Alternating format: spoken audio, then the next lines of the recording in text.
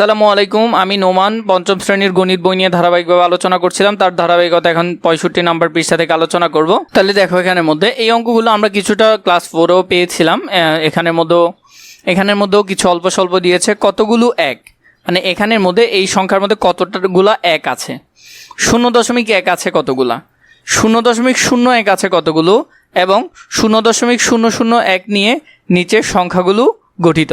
তাহলে 1 নম্বরে যদি আমরা দেখি, ফাঁকা ঘর পূরণ করে, আমরা ফাঁকা ঘরের মধ্যে এগুলো পূরণ করব। 1 নম্বরের মধ্যে 1.469, প্রথমটা 1.469। তাহলে এই সংখ্যার মধ্যে এক আছে একটি, এক আছে কয়টা? একটি। এরপরে 0.4 মানে প্রথম ঘরে, তো এটা আছে 0.01 আছে 4টা, তাই তো কত হয়েছে? 4 হয়েছে।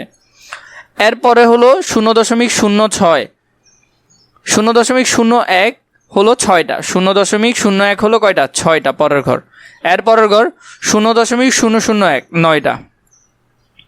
2 নম্বর, তাহলে এখানের মধ্যে এক আছে কয়টা? এক আছে 3টা, তাহলে আমরা এখানে লিখব 3টি। এরপরে 0.1 আছে কয়টা? 8টা, তাহলে আমরা লিখব 8টি। এরপরে 0.01 আছে কয়টা? 0.01 আছে 2টা। এরপরে 5, 0.001 আছে কয়টা? 0.001 আছে 5টা, তাহলে হবে 5টি। এবং ঘ নম্বর 0.017, 0.017 মধ্যে আমরা যদি দেখি 0 তাহলে 0 এখানে এক আছে কয়টা? এক আছে 0টা, একটাও নাই আর কি। এরপরে 0.01, 0.01ও একটাও নাই, তাহলে 0টা। এরপরে 0.01 আছে একটা, তাহলে হবে একটি। এরপরে 0.01 আছে 7টা, তাহলে হবে 7টি। তো এইভাবে করে এটা সুন্দর করে পূরণ করতে পারবে। এরপর 1 নম্বরে যদি দেখি, নিচের প্রশ্নগুলোর উত্তর লিখি। এরপর আমরা একটু বুদ্ধি খাটাই করার চেষ্টা করব, একটু চালাকি করে করব। 150টি 0.01 নিয়ে গঠিত সংখ্যা। নর্মালি ধরো আমাদেরকে যদি বলে 2 দ্বারা গঠিত 3টি সংখ্যা, তাহলে আমরা নর্মালি 2 যোগ 2 যোগ 2, 2 দ্বারা গঠিত 3টি সংখ্যা।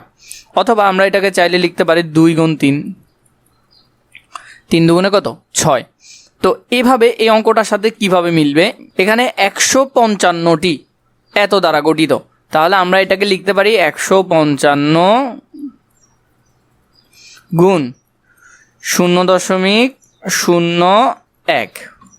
দেখো, এখানের মধ্যে একটু চালাকি করে করবা, তুমি চাইলে গুণ করতে পারো, কিন্তু আমাদের প্রয়োজন নাই। 1 ঘর 2 ঘর পর দশমিক, তাহলে আমিও কি করব? এখানে 1 ঘর 2 ঘর পর দশমিক দিয়ে দিব, তাহলে আমার উত্তরটা আসবে 1.55। তাহলে কি হবে? 1.55।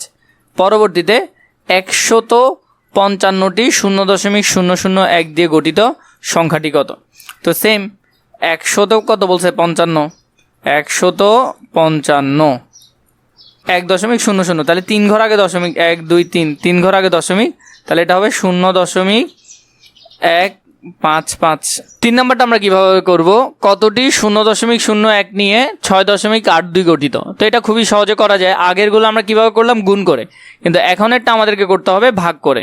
তাহলে এখন আমাদের মূল সংখ্যা হলো কত? 6.82, আর নিচে হলো 0.01।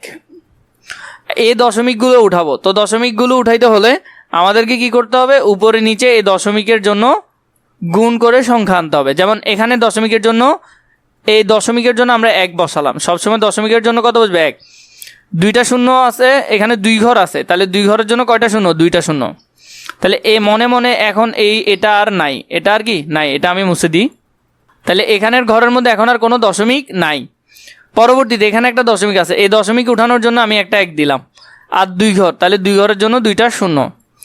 উপরের 100 নিচের 100 কাটা, এখানে নিচে আছে 1 আর এখানে আছে 682। বিষয়টা এরকম, উপরে আছে 682 আর নিচে আছে 1।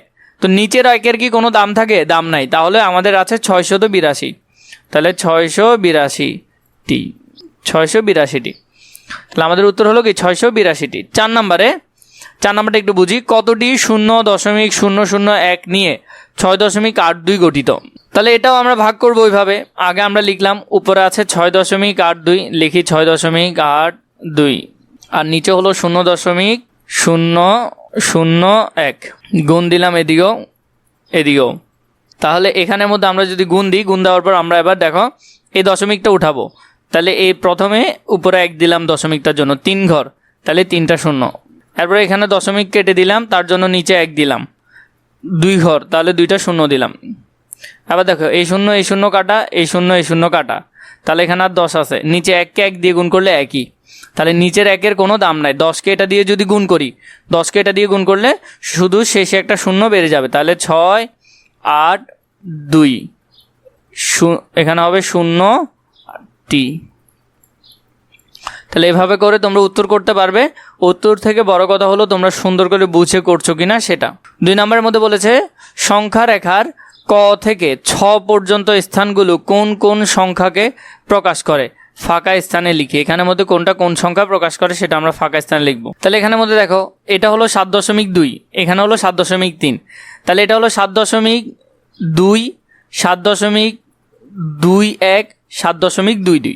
তাহলে দেখো এটা 2-1, এটা 2-2, তাহলে এটা হবে 7.22।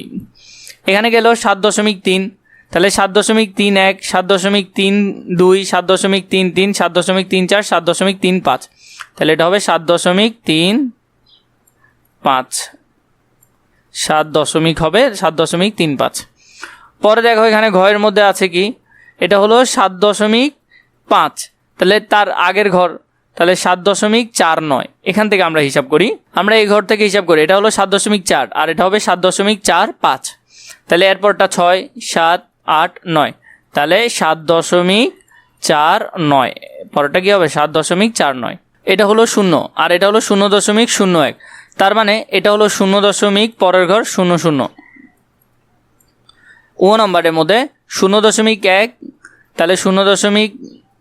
এর পরের ঘর হবে কি 0.11, 0.12, 0.13, তাহলে এটা হবে 0.13। 6 নম্বর এটা হলো 0.02 আর এটা 0.025, এটা হবে 0.2, 0.026, এটা হবে কি 5-এর পর 6। এরপর 3 গেল, এরপর দেখো 0.03 আর এখানে হবে 0.035, এটা 3, 6, 3, 7, 3, 8, তার মানে এটা হবে 0.038। তো এভাবে করে তোমরা গণিত বইয়ের প্রতিটি পৃষ্ঠা ধারাবাহিকভাবে সুন্দর করে সমাধান করতে পারবে। এর পরবর্তী পৃষ্ঠা প্রয়োজন হলে নিশ্চয়ই আমাকে কমেন্ট করে জানাবে।